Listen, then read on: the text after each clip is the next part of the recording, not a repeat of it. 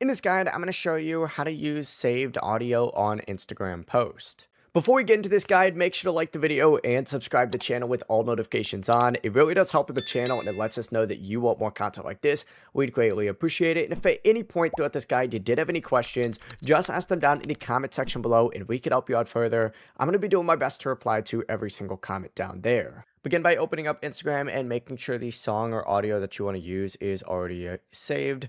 But once you do that, you just need to tap the plus icon to create a new post. Go ahead and select post, and then of course choose whatever photo, video that it is that you want to post. Let's just say we want to do this one right here. Select it, right?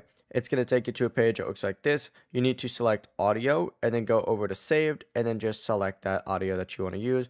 Boom, hit next, and then as you can see, it's now going to pop up like that. From here, you can tag people, add a caption, do whatever you got to do like normal, and it'll work perfectly. For whatever reason, my screen went black, but that's the entire process. Just hit music down at the bottom and then select your saved audio. Before you leave this guide, make sure to like the video and subscribe to the channel with all notifications on. It really does help the channel and it lets us know that you want more content like this. We'd greatly appreciate it. And if at any point throughout this guide you did have any questions, once again, ask them down in the comment section below and we could help you out further. I'm going to be doing my best to reply to every single comment down there. Have a great rest of your day though.